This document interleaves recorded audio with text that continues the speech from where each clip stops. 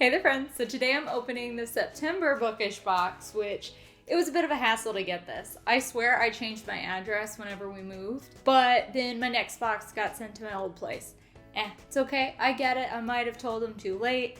And then, this is like the third package I've gotten from them since we've moved. And it still went to the wrong address, and it's still on my account, and I don't know why, but it should be deleted forever now, hopefully. So hopefully I don't get any missed packages or have to go through so much to get them. I hope it's worth it. It's an extra chonky box this month, so hopefully that means extra good goodies, right? Let's open it up and see what's inside. On top we have the paper item with information about the box. However, this one's huge. This is the size of a magazine. I really liked whenever they did it last month in this little pamphlet kind of deal.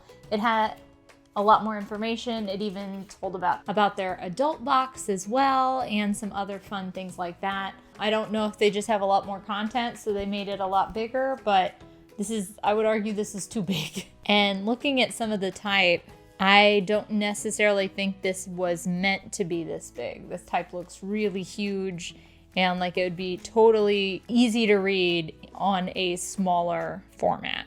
Kind of hope maybe this was just a misprint and we go back to having the smaller size ones later. Because see, this had to fold in the box. That's how big it is. Kind of wild to me. So I'm gonna put this to the side because this has the information for the items in it. And I'd rather be surprised. So I'm gonna just consult it after I finish looking at and thinking about each item.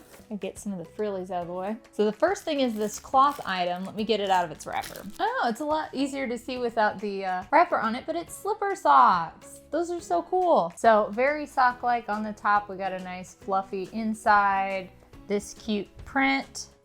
Very witchy. We got like a knife. We got a very witchy hand, a bit of a skull up here. And then the bottom's textured, so even if you've got like a nice hardwood floor, you're not gonna be slipping and sliding around. That's pretty neat. And the tag tells us a little bit about it. It says that it's inspired by Kingdom of the Cursed. So the magazine says that it was inspired by Kingdom of the Wicked. So I'm guessing maybe Kingdom of the Cursed is the name of the series, since I know the author's working on a second one. And then it says designed by @Bookish Shop. All right, so another thing in a wrapper that I'm gonna unpeel real quick is the monthly pin. This looks very cool, getting some carnival vibes from this. It says mind your metal. So it's got a kind of domino mask, but the type looks almost like kind of Grecian rune-like. Let's flip it over and see. It's inspired by Defy the Night by Bridget Kemmer. Don't know that I've heard of that one, but I have heard of the authors, so maybe I'll have to add it to my list. I think the other thing I read of hers I enjoyed. And this item is designed by Layla Ashtar Shrine. And here it is once more. That's the monthly pin. And in trying to contain my excitement over the big box, I found this little bitty box. Speaking of misprinting and things not being the right size, this feels like the design could have matched the packaging a wee bit better. Cute, but it's really hard to see. Well, that's interesting. So the box said earrings, and we've got just this little skinny metal part right here. I'm thinking, oh my goodness, it really goes in there. I mean, I guess that's good for when you're wearing it. So I guess your earlobe you push it this way, your earlobe goes here, and then this is the backing for the earring. That's really neat, but I don't know that it will be able to be fully appreciated very easily. And then you've got two, one for each ear, if you're so inclined to have two ears. So I referenced our info sheet about this item, and it's inspired by these violent delights. I think it said it on the box, but it was a little hard to read. And the item was designed by the Bookish team. All right, I couldn't contain myself. We're doing the big box next. First, let's see what it says. So the Bookish Box and KDP Letters. Oh, this must be when we got the last mug. They said they were gonna continue to do a little bit of like a series collaboration thing. So the last mug was a similar size and shape and had the little lip and black background, and it said Atlanta. This one says the House of Wind Library. Huh. Not ringing a bell to me. Let me check the card real quick. Stay card, I guess I should say magazine. It's huge. Oh, can't get over that.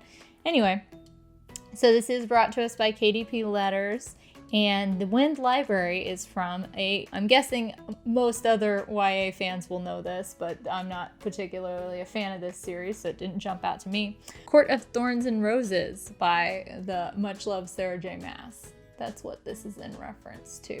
But as always, I love KDP's work. I think it looks very lovely, and I'll be excited to use it, even if I'm not already a fan of the source material. So I was really excited to see the return of the bookmark and the candle, and I went ahead and unwrapped it so I could show it off a little quicker. This candle is around Celine. I know that one without looking it up. That's from A Throne of Glass by Sarah J. Maas. We got 2 Maas items in here. YA really is a fan of her, huh? And so the scent is, I don't know if romantic is supposed to be part of the scent, but it says romantic blackcurrant and tonka. I wonder what tonka is supposed to smell like. I almost get notes of vanilla instead, but I mean, regardless of what it was supposed to smell like or does smell like, it smells good. And we got that wood wick, so that'll make a nice sound while burning it. We've got a repeat of the artwork on the bookmark here. So we've got Celine in a nice pretty dress. And as with when we previously had these combos, the artist is still the same. It is nicole.deal.art. All right, and then the last item left in the box before we get to the book itself is this print. Ooh, someone scary with yellow eyes. I feel like I should know these characters. That streak of white in her hair makes me think that I know what this is from, but I'm not sure. So let's consult the magazine. So it doesn't say in the blurb if it's referencing a single book, but this is the artwork for the next box that I'll be getting, the October YA box. And the artwork is done by Moralev_art. And then on the back, we have a note from the curator of this month's box, and that is Dana Snyder with the Instagram tag of @bookishpinup. I wonder if she makes things too. I thought that I had seen that name referenced on a bookish item that I had gotten in some box somewhere. Well, now I don't feel so bad for not getting this month's pin. Apparently the book is so new that we're getting it in a bookish box. I don't often look ahead, like I maybe should, but I haven't myself been buying new releases, so it's yet to have been a problem, but that doesn't mean it couldn't be. We've got the cover here with a castle, and that looks like, okay, it's just really long flower petals. I didn't know if it was maybe feathers, but just the outlines up here.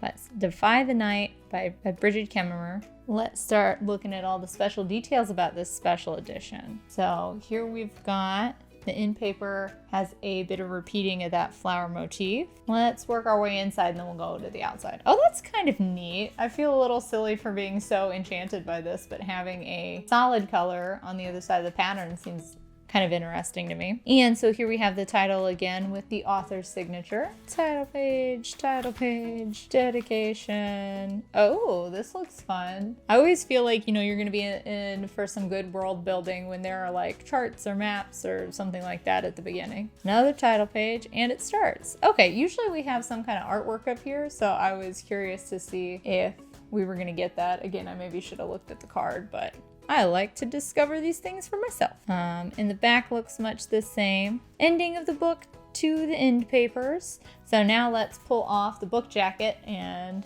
see what's under there. Ooh, nice shimmery like copper impression on the front. That flower motif repeated again. The same copper impress on the spine for the title of the book, and nothing on the back. And here we have the alternative book jacket cover. So we've got what I would imagine are probably our 2 main characters with some kind of circles highlighting a mask and some bloody hands. Ooh, a spark of rebellion is all it takes to defy the night. Is that line also on the front of the... Yeah, okay. That's kind of cool. I'm really glad that the flower motif was carried over into this alternative jacket cover because it's on so much of the book itself that I would want it on the cover too, regardless of which side I pick. Oh my, and then lots of spears coming at the castle. So, well, this looks fun. I'm wondering if there's going to be some court intrigue. We've seemed to have focused a lot on a castle and there's defiance going on. This will be exciting. I've got another book I think I'm already too far into to start reading this one right away, but it will be up next, and I'm excited. I love a good court intrigue and fantasy kind of book. All right, so that was all the items featured in the September Bookish Box with the theme of daggers and romance. And the featured book was Defy the Night by Bridget Kemmerer. I hope I said that right. The double ER at the end is throwing me off. Anyway, I think I've read some of her other stuff. No, but I recognize her name from A Curse So Dark and Lonely. It's been on my to-read list. I've seen a lot of people talking about it and getting excited about it, or even just reading it, and so I kind of feel as though I should. I'm proud that I'm starting to recognize some names and some books, and feel like that means I'm really immersed in the YA fantasy culture.